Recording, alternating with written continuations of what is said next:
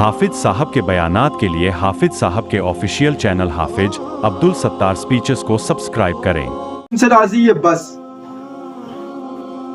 कैसे लोगों ने मुसलमान को फंसा के रखा हुआ है कि इनके पीछे नमाज पढ़ना हराम। एक तो वैसे भी नमाज नहीं पढ़ते थे, अब होता क्या है कि चलो किसी गांव में सिर्फ देवबंदी की मस्जिद है, बरेलवी इमाम ने फतवा दिया कि उनके पीछे नमाज पढ़ना हराम है। अब मेरे भाई ये बताओ कि वो तो पहले से नमाज नहीं पढ़ रहे थे, अब ये फतवा आया है तो वो नमाज पढ़ने जाएंगे? बताइए, अब जाएंगे? नहीं जाएंगे। क्यों? उनके पीछे नमाज नहीं होती, वो काफिर है।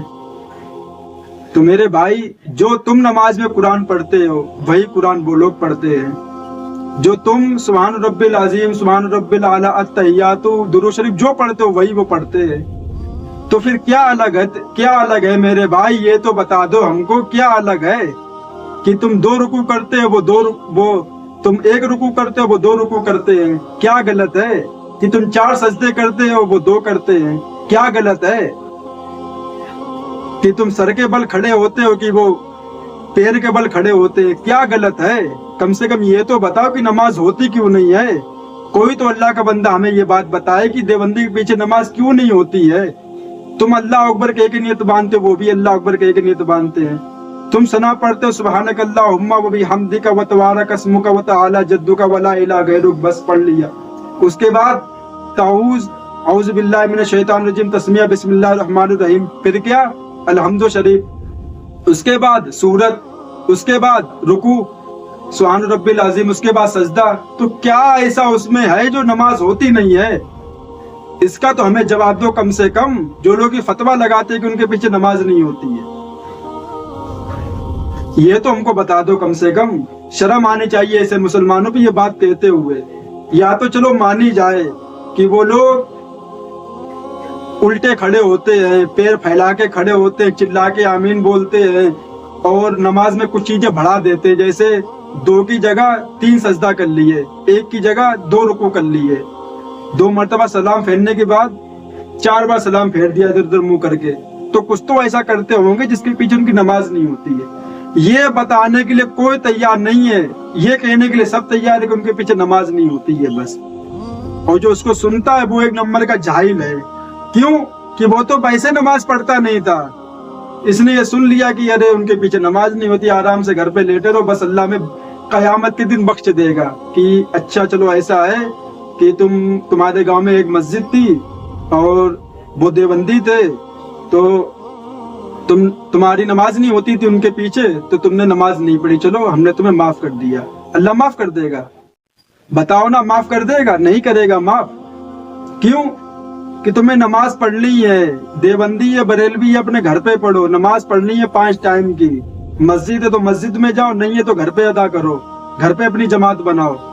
अल्लाह ये थोड़ी देखेगा कि कौन देवबंदी था, बरेलवी था। यहाँ खड़े हो, नमाज का हिसाब दो, उससे पहले तुम्हारे कदम हिल भी नहीं सकते हैं कयामत के दिन। तो जो सबसे पहले हिसाब होगा नमाज के बारे में होगा। तो जिसकी नमाज ठीक है वो समझो कामयाब, और जिसकी नमाज ठीक नहीं है वो समझो नाकाम। क्यों? नमाज बहुत बड़ी नेमत है, बहुत बड़ी नेमत है, बहुत बड़ी नेमत है। जिसको नमाज मिल गई समझो कि उसको सब कुछ मिल गया, सब कुछ। चाहे वो इंसान पूरे दिन में 1 बार भी दुरूद शरीफ ना पढ़े, 1 बार भी, और कितनी फजीलत दुरूद शरीफ पढ़ने की, लेकिन जब वो नमाज पढ़ेगा तो हर नमाज में 2 बार दुरूद शरीफ पढ़ेगा। वो 4 रकात की होगी 2 बार पढ़ेगा, 2 रकात की होगी तो 1 बार पढ़ेगा, दुरूद शरीफ पढ़ेगा वो। कितनी बड़ी फजीलत है नमाज। अल्लाह भी मिल रहा है नमाज से, मोहम्मद सल्लल्लाहु अलैहि वसल्लम भी नमाज से मिल रहे हैं, और नेक आमाल की अल्लाह तौफीक भी दे रहा है। किससे? नमाज से। और नमाज ऐसी चीज है जो इंसान को बुराइयों से रोकती भी है, और जो इंसान गलत काम करते हैं नमाज उसको रोकती है। क्यों? कि नमाज एक ऐसी चीज है जो इंसान को बुराइयों से रोकती है। इंसान गुनाह करता रहे, वो नमाज भी पढ़े गुनाह भी करे, लेकिन एक दिन ऐसा आता है कि वो दिल में सोचता है कि हम गलत कर रहे हैं, हम गलत कर रहे हैं। क्यों? कि हम अल्लाह के सामने सर भी झुकाते हैं, और उसके सामने सर झुकाने के बाद हम गलत काम भी करते हैं। उसको कौन रोक रहा है? नमाज है जो उसको रोक रही है। अगर तुम 1 बार दिल से नमाज पढ़ोगे, دوسری بار اللہ تمہیں خود بلائے گا اپنے دربار میں. تمہیں آنے کی ضرورت نہیں ہے، وہ تمہیں خود بلائے گا کہ آجا میرے بندے، نماز کا ٹائم ہو گیا. لیکن شرط یہ ہے کہ دل لگا کے پڑھنے پڑے گی، چاہے آدھی کیوں نہ پڑھو لیکن دل لگا کے پڑھنے پڑے گی نماز. جو چیزیں ضروری ہیں جیسے 4 فرض ہیں وہ تو پڑھ ہی ہیں، اور جو سنتیں موقعہ ہیں وہ تو ضروری ادا کرنا ہے. جو سنتیں غیر موقعہ ہیں ان کو چھوڑ سکتے ہیں، ان سے کوئی گناہ نہیں ہے. لیکن شرط یہ ہے کہ انسان اس کو چھوڑنے کی عادت نہ بنا لے، یہ گناہ ہے. چلو کبھی ہو گیا، اب عشاء کی نماز ہے، 17 رکعتیں انسان تھکا ہے کام کر کے، اب وہ سوچے کیا کرے. اب اس کو کیا کرنا چاہیے؟ 4 سنتیں پڑھ لے پہلے کی، اس کے بعد 4 فرض پڑھ لے، اس کے بعد 2 سنت اور اس کے بعد 3 نفل پڑھ لے، بس نماز ہو گئی عشاء کی. اور جو باقی جو سنت ان کو چھوڑ دے. لیکن اب اس کو چھوڑنے کی عادت نہ بنا لے کہ مہینہ ہو گئے، 3-4 مہینے ہو گئے سنتیں پڑھتا ہی نہیں ہے. یہ اب گناہ پڑے گا. کیوں؟ وہ غیر موقعہ سنتیں ہیں. وہ کس لیے اللہ نے رکھی ہے؟ کہ جب قیامت کے دن نماز کا حساب لیا جائے گا، اور جو فرض نمازیں ہیں وہ اگر کم ہوں گی تو جو نفل نماز ہیں ان سے اللہ ان کی بھرپائی پوری کرے گا. اس لیے سنتیں رکھی گئی ہیں نماز کے بعد ہی. جیسے کہیں دکان پہ گئے موبائل لینے کے لیے، تو اس کو پہلے گڈی والے پیسے دے دیے، وہ ختم ہو گئے، وہ کہے گا اور لاؤ ابھی کم ہے. تو انسان کیا کرے گا؟ 5 کا سکہ نکالے گا، 2 کا سکہ نکالے گا، 1 کا سکہ نکالے گا، 10 کا نکالے گا، 50 کا نکالے گا. ایسے کر کر کے 1000 روپے اس کو پورا کر کے دے گا. بات سمجھ میں آ گئی؟ تو یہی نماز کا مسئلہ ہے.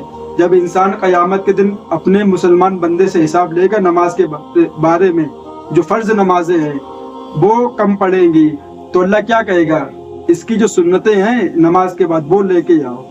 تو 2 سنتیں ہوں گی، 4 سنتیں ہوں گی، 2 سنتیں ہوں گی، 4 سنتیں ہوں گی، نفل ہوں گے، ان کو جوڑا جائے گا. پھر کم پڑیں گی، پھر اللہ کہے گا اس کے وتر جو عشاء کی نماز میں جو وتر نہیں ہے 3 رکعت، ان کو لے کے آیا جائے گا، ان کو لے کے آؤ، ان کو جوڑا جائے گا. پھر کچھ کم پڑیں گی تو اس نے زندگی میں کبھی بھی، جیسے شب برات آتی ہے، شب قدر رات ہوتی ہے، اس میں انسان نماز پڑھتا ہے 2-2 رکعت کی، 4-4 رکعت کی، وہ نماز لائی جائیں گی، ان کو جوڑا جائے گا. تب جا کے اس کی جو پوری نماز زندگی کی ہے، جیسے 60 سال زندگی ملی اس کو، 50 سال زندگی ملی، 40 سال ملی، 30 سال ملی، تو اس کی پوری نماز دن کے حساب سے ہو جائیں گی. اور کچھ کم ہوں گی تو اس کے بدلے میں اس کو سزا دی جائے گی، جہنم میں ڈال دیا جائے گا. اپنی سزا پوری کرنے کے بعد اس کو دودھ میں ڈال کے پاک صاف کر کے پھر اس کو جنت میں داخل کر دیا جائے گا. یہ ہے نماز کا مسئلہ. اور نبی نے کیا فرمایا؟ نماز میری آنکھوں کی ٹھنڈک ہے. جیسے کوئی انسان اپنی آنکھوں میں کچھ لگا لے اس کو ٹھنڈا لگتا ہے، تو ویسے ہی نماز میرے نبی کی آنکھوں کی ٹھنڈک ہے. اور تم اسی سے مسلمانوں کو ہٹا رہے ہو. کچھ تو خوف کرو اللہ کا، کچھ تو محبت نبھاؤ نبی سے کہ وہ کیا کہہ کے گئے اور تم کیا کر رہے ہو. چلو مانتے ہیں نماز مت پڑھو دیوبندی کے پیچھے، تو کہیں تو کم سے کم پڑھو اللہ کے بندے. اللہ نے یہ تھوڑی کہا کہ ان کے پیچھے نماز نہیں ہوتی ہے تو تم نمازی مت پڑھو، چھوڑ دو، تمہارے لیے معاف ہے. نہیں معاف ہے، اپنی الگ جماعت بناؤ، گھر پہ پڑھو نا، لڑکے پکڑ کے لاؤ کہ آؤ میرے پیچھے نماز پڑھو، آ کے انہیں پڑھواؤ نماز. چھوڑنے کا آپشن نہیں ہے کہ چلو ان کے پیچھے نماز نہیں ہوتی ہے تو اللہ نے میرے لیے نماز معاف کر دی ہے. اسے تو پڑھنے پڑے گی بھائی، وہ بھی 5 ٹائم کی. جس کو کچھ کام دھندا ہے نہیں، سب سے بڑھیا اس کے پاس بزنس ہے، یوٹیوب پہ چینل بناؤ اور کسی مولانا مفتی کی فوٹو لگا کے ان کے اوپر بھونک مارنا شروع کر دو. دیکھو نا سوشل میڈیا پہ کتنے ویوز آتے ہیں، 10 لاکھ 50 لاکھ لوگ دیکھتے ہیں. کیوں؟ مزہ آتا ہے کسی کی برائی سننے میں. کسی کو کتا بولا جاتا ہے، کسی کو خنزیر بولا جاتا ہے، غلط نام لیے جاتے، تو انسان کو مزہ آتا ہے کہ یہ دیکھو یہ دین کے رہنما ہیں، ان کے ہاتھ میں اللہ نے دین کا علم دیا ہے، خاک ان کے ہاتھ میں دیا ہے. یہ تو کسی کو 5 ٹائم کی نماز نہیں پڑھا سکتے ہیں، ان کے ہاتھ میں اللہ نے کیا دیا ہے. یہ تو کسی غیر مسلم کو مسلمان نہیں کر سکتے ہیں، ان کو اللہ نے کیا دیا ہے. جو سوچتے کہ اللہ نے ان کے ہاتھ میں اسلام کا علم دیا ہے، یہ اسلام کے دعوے دار ہیں، ان کے کمانڈ میں اسلام ہے، یہ اسلام کو پھیلا رہے ہیں، خاک اسلام کو پھیلا رہا ہے. کسی کو غسل کے فرائض نہیں بتا سکتا ہے، کسی کو نماز کے شرائط نہیں بتا سکتا ہے، کسی کو وضو کی سنتیں نہیں بتا سکتا ہے، کسی کو پاک ہونے کا طریقہ نہیں بتا سکتا ہے، تو یہ دین پھیلا رہا ہے، یہ صرف اور صرف گمراہی پھیلا رہا امت کے اندر اور کچھ بھی نہیں کر رہا ہے۔ تو میرے بھائی، ہم کو صرف اور صرف دین اسلام کی باتیں سننی چاہیے بس، اور اس انسان کی جو تمہیں اللہ اور اس کے رسول سے جوڑے، اور جو اللہ رسول سے تمہیں دور کرے اس کو اپنے دل سے نکال کے پھینک دو بس۔ کیوں کہ ہمیں اللہ سے محبت ہے، ہمیں نبی پاک صلی اللہ علیہ وسلم کی ہر سنت سے محبت ہے بس، اور اسی پر اپنی پوری زندگی ہم کو گزارنی ہے بس۔